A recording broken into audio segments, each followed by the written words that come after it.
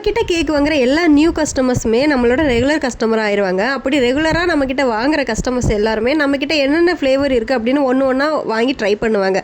But இந்த sister வந்துட்டு என்கிட்ட நியூவாக தான் வந்து கேக் ஆர்டர் பண்ணாங்க.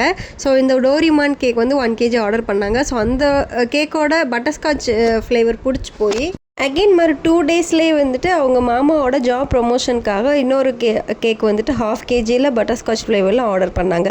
நான் நேரமாகவே எந்திரிச்சு அந்த கேக்கெல்லாம் பண்ணி பேக் பண்ணி வச்சுட்டு சித்தி பொண்ணோட சடங்கு ஃபங்க்ஷன் இருக்கிறதுனால நாங்கள் கிளம்புறதுக்காக பாப்பாவுக்கு பாலும் சுடுதண்ணியும் சூடு பண்ணி வச்சுட்டு நான் டெய்லரிங் கிளாஸ் போயிட்டுருக்கேன். ஸோ இதோட அப்டேட் வந்து உங்களுக்கு நான் நெக்ஸ்ட் அப்லோட் பண்ணுறேன். என்னோடய ப்ளவுஸை ஸ்டிச் பண்ண வேண்டிய கொஞ்சம் ஒர்க் இருந்தனால அதையும் ஸ்டிச் பண்ணி எடுத்துகிட்டு நாங்கள் ஃபங்க்ஷனுக்கு கிளம்பிட்டோம்.